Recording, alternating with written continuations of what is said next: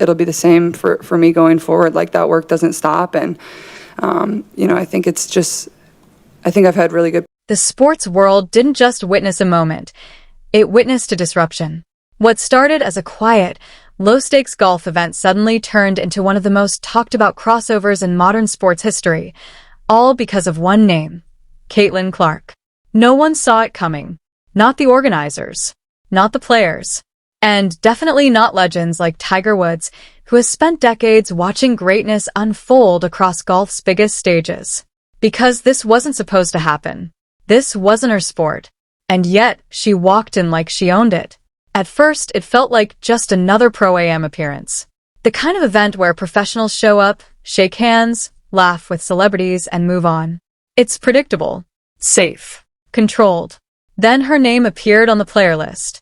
Within hours, everything changed. Tickets that had been sitting untouched for weeks vanished. Completely gone. Not because of a major championship announcement. Not because of a top-ranked golfer entering late. Because a basketball player decided to show up. Let that sink in. A WNBA superstar, someone who had never competed professionally in golf, triggered a demand spike that most full-scale tournaments dream of. Organizers scrambled. Staff had to be doubled. Security had to be reshaped. Viewing areas expanded overnight. And the fans? They didn't just come. They flooded the course. By sunrise, the gates were surrounded. Not by traditional golf crowds, but by something entirely different. Energy, noise, anticipation. Jerseys from the Indiana Fever filled the space, where quiet polos usually dominated. Golf didn't feel like golf anymore. It felt like a spectacle. Even the broadcasters weren't ready. This event wasn't supposed to be televised at scale. It was meant to stay small, local, almost invisible. But then the emails started pouring in. Fans demanding access. Asking where to watch. Begging for a stream. The volume became impossible to ignore. And just like that, the decision flipped. Cameras were brought in. Coverage expanded. A quiet Pro-Am was suddenly pushed into the spotlight. All because of her. But here's where the story takes a turn no one expected. This wasn't just hype. This wasn't just curiosity. Because the moment she stepped onto the course, everything got real. She didn't look nervous. She didn't look out of place. She looked comfortable, like she had been there before, like she understood something no one else did. Then came the swing. One motion. Clean. Controlled. Effortless. The sound alone turned heads. The ball exploded off the club face and flew, far, straight, perfect, landing dead center in the fairway at a distance that made even seasoned golfers pause. Over 270 yards. From a non-golfer. The crowd didn't clap. They erupted. Phones shot into the air. Voices cracked. People looked at each other, unsure if what they just saw was real. And standing nearby, Tiger Woods. Watching. Smiling but also thinking. Because he knew that wasn't normal. What followed wasn't a lucky shot. It was something far more unsettling for the sport. Consistency. Hole after hole. She didn't just survive, she adapted. She read the wind like a veteran. Adjusted angles mid-round. Corrected mistakes instantly. At one point, faced with a difficult lie near the rough, she paused briefly, switched clubs, and executed a controlled shot that landed softly and stopped just feet from the pin. No panic. No hesitation. Just execution. Caddies started exchanging looks. Professionals stopped treating it like a novelty. This was no longer entertainment. This was a problem. Then came the moment that changed everything.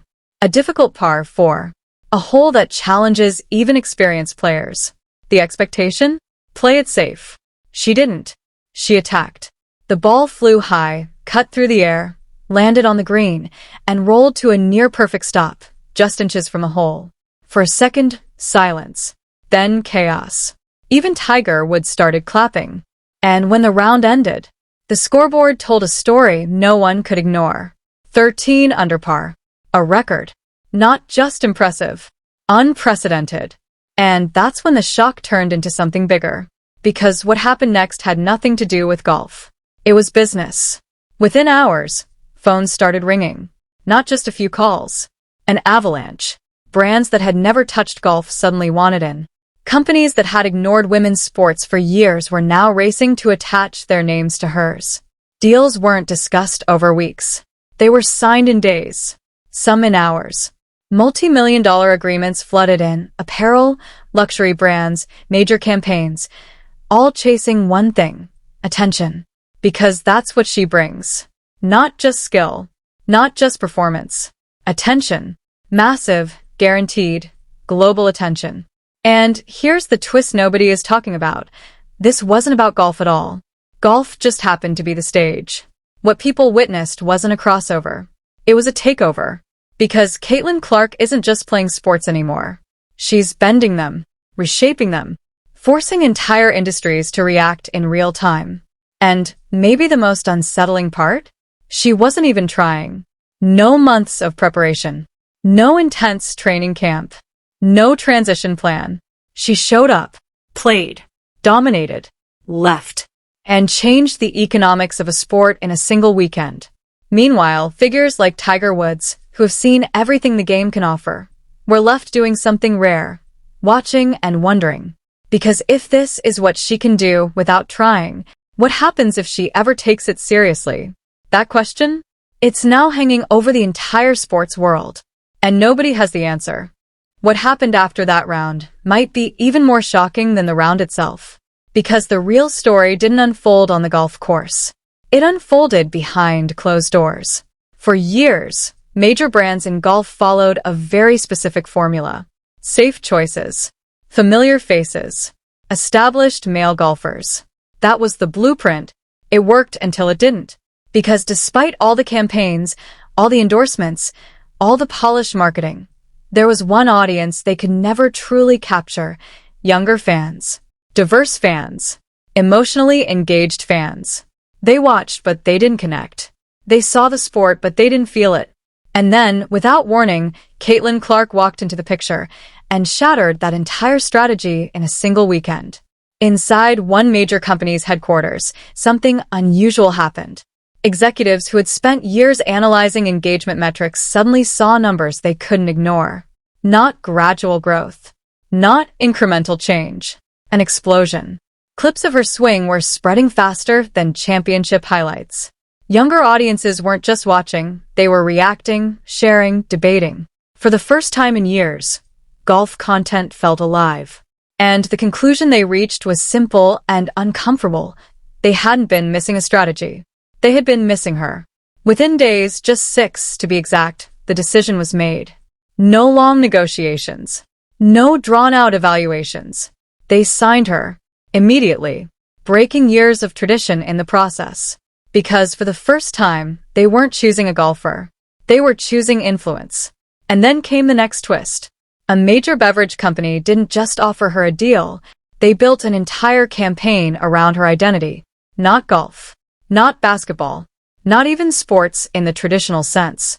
The campaign had a completely different message. Perform under pressure. Anywhere. Anytime. Because that's what she represented. An athlete who doesn't adapt to environments. She dominates them. That idea changed everything. Suddenly, she wasn't being positioned as a crossover athlete. She was being positioned as something far more powerful. A universal competitor. One athlete. Multiple arenas. Zero hesitation. And here's where it gets even deeper. Because while the business world was rushing toward her, another world went completely silent. All season long, certain voices had been loud. Very loud. Debates. Criticism. Opinions about her rise. Her attention. Her spotlight. Names like Angel Reese and Aya Wilson had been part of the conversation surrounding her. Sometimes competitive. Sometimes controversial. But always present. Until this moment. Because when Caitlin Clark stepped into a completely different sport, broke records, captured global attention, and forced an entire industry to react, those same voices disappeared. No posts. No reactions. No acknowledgement. Just silence. And the internet noticed immediately. Not casually. Not quietly. Loudly. Comment sections exploded. Fans started connecting dots. The contrast was impossible to ignore. Months of noise followed by one very specific moment of silence. But here's the part that makes this story more complex and more real. Silence doesn't always mean negativity. Sometimes it means caution. Sometimes it means awareness. Athletes today operate under constant pressure, where every word can be twisted, dissected, and amplified. Choosing not to speak can be a strategy, a defense mechanism, a way to avoid turning someone else's moment into another controversy. But this situation felt different, because these weren't silent personalities. These were outspoken competitors, people who had shared opinions all season long, who had engaged in the conversation repeatedly. And when the moment came where support would have been simple, it didn't come. That contrast created a narrative, and narratives shape perception. Meanwhile, in a completely different corner of the sports world, something remarkable was happening. The response from golf was the opposite. Instead of silence, there was respect. Instead of distance, there was recognition. Nelly Korda, one of the biggest names in women's golf, didn't hesitate. She walked up, looked her in the eye, and said something simple. "You belong here." Those 3 words carried weight, not because they were dramatic, but because they were genuine. They came from someone who understood what it takes to compete at the highest level. Someone who recognized instantly that what they had just witnessed was not luck. Other players echoed the same sentiment. They didn't see her as an outsider. They didn't treat her like a guest. They treated her like a competitor. And that difference? Fans felt it. Immediately. Side-by-side comparisons started flooding social media. On one side, golfers offering respect, encouragement, acknowledgement. On the other, silence from familiar voices. It sparked debates that went far beyond one weekend. About culture, about competition, about how different sports respond to rising stars. But underneath all the noise, there was a deeper psychological layer at play. Something rarely discussed openly. Something experts call competitive identity threat. When a new figure rises so quickly, so powerfully, that it shifts attention, it can feel like space is being taken, like recognition is being redistributed. And the human response to that isn't always celebration.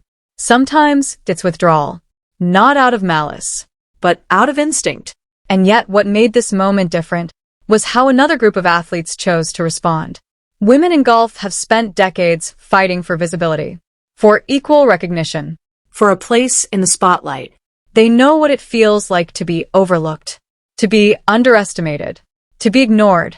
So when they saw someone step into their world and bring attention, energy, and new audiences with her, they didn't resist it. They embraced it. That choice mattered.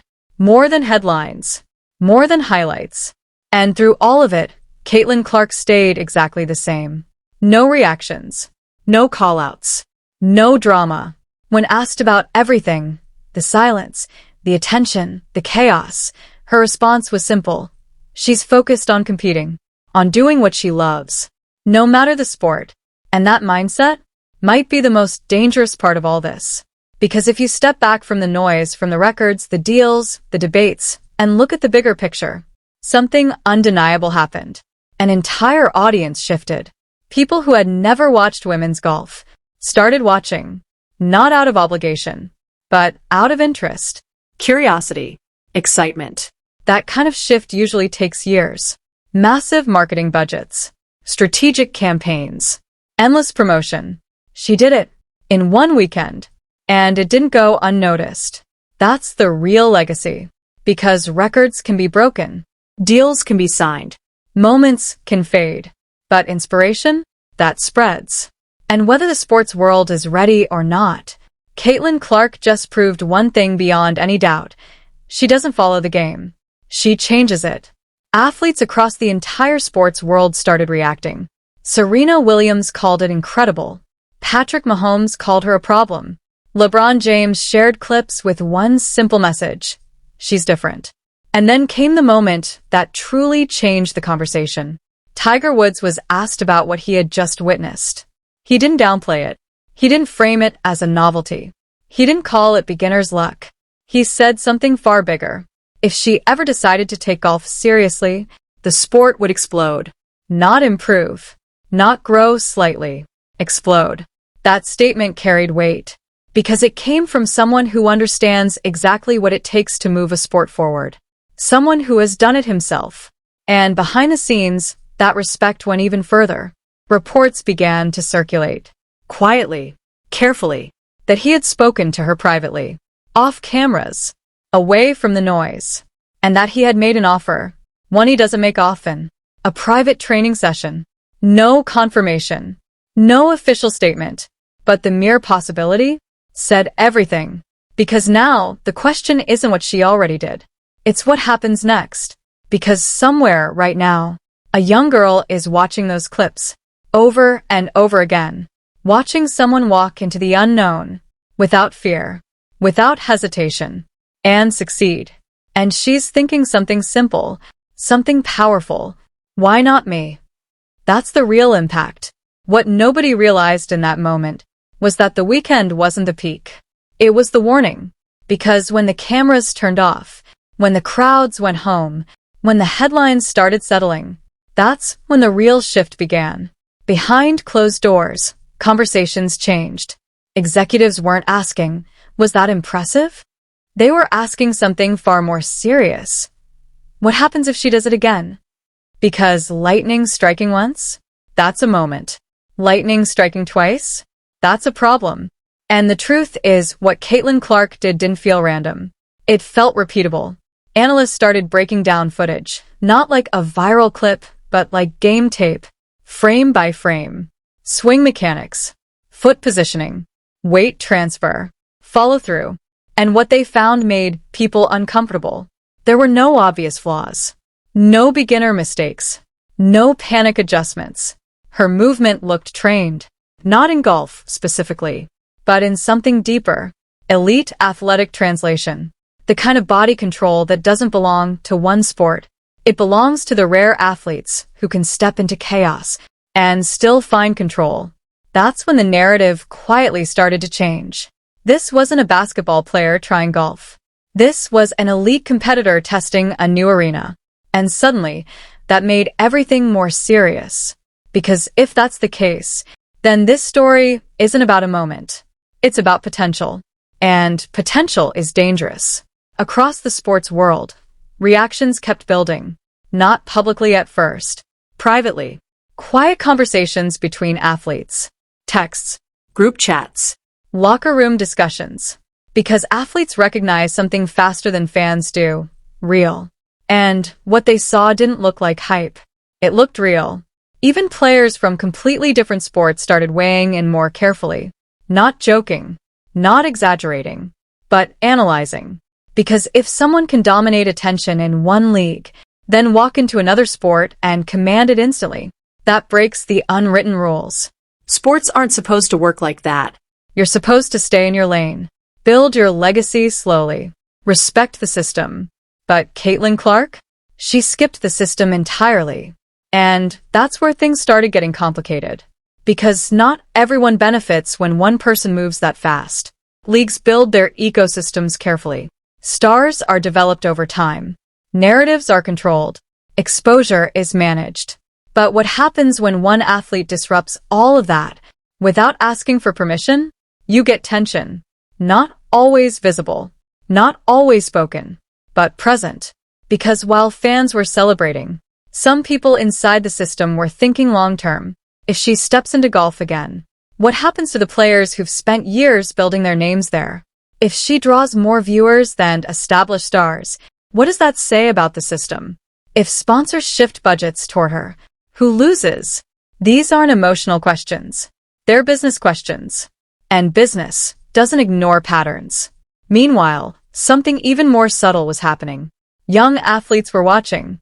Not just fans. Athletes. High school players. College prospects. Even professionals early in their careers. And the message they were receiving wasn't subtle. You don't have to choose one path anymore. For decades, athletes were told to specialize. Pick one sport. Commit everything to it. Stay focused. But now? They were watching someone prove the opposite. That elite ability isn't limited. It's transferable. And that idea could change everything. Because if one athlete proves it's possible, others will try. And if others try, some will succeed. And if that happens, the structure of professional sports starts to shift. Not overnight, but gradually. and that's what made this moment bigger than it looked. Because it wasn't just about golf. It wasn't just about basketball. It was about the boundaries between sports starting to blur. And once boundaries blur, they don't easily go back. Back at the center of it all, Tiger Woods was still being asked the same question in different ways. Was it real? Was it sustainable? Was it something the sport should take seriously? And every time, his answers carried a tone that people weren't used to hearing. Respect. Not polite respect. Not media-trained answers. Genuine respect. Because he understood something most people didn't. He had seen what happens when one athlete changes the trajectory of a sport. He had lived it. And now, for the first time in a long time, he was seeing the early signs again. Not identical. Not the same path. But the same kind of impact. The kind that forces a sport to evolve whether it wants to or not. And quietly, very quietly, the question started forming in rooms that matter most. What if she commits? Not as a guest. Not as a one-time appearance, but fully. Training. Competing. Improving. Because if this is what she looks like without preparation, then what does she look like with it? That question doesn't have an easy answer. But it has a powerful implication. Because if the answer is what some people suspect, then this story is just beginning. And the next chapter might not be about surprise anymore. It might be about dominance. At this point, the story stopped being about what already happened and started becoming about what could happen next. Because there's a moment in every major sports shift where curiosity turns into calculation. And that moment, it had officially arrived. Behind the scenes, people weren't laughing anymore. They weren't calling it a fun crossover. They weren't treating it like a viral weekend. They were studying it. Carefully. Quietly. Seriously. Because what Caitlin Clark had done created something that sports executives fear and chase at the same time. Unpredictable momentum. Momentum that doesn't belong to a league. Doesn't belong to a schedule. Doesn't follow a plan. It follows one person. And that kind of momentum, you can't control it. You can only react to it. So that's exactly what started happening. Networks began having internal discussions. Not public. Not announced, but very real. What would it look like if she appeared again? How fast could they secure broadcasting rights? How quickly could they shift programming? Because they had seen the numbers. And numbers don't lie. Viewership spikes. Engagement records. Demographics shifting in real time. Younger audiences. New audiences. Audiences that had never cared about golf. Now watching, reacting, staying. That's not a trend. That's leverage. And suddenly, LPGA wasn't just dealing with a moment. They were standing in front of an opportunity. A massive one. But also a delicate one. Because here's the reality nobody says out loud.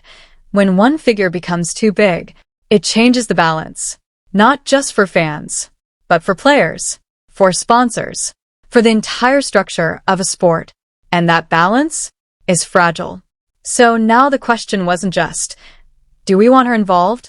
It became, how do we involve her without losing everything else? Because if she steps in again, and the same thing happens if crowds double again, if ratings spike again, if sponsors shift even more aggressively, then something deeper starts to happen.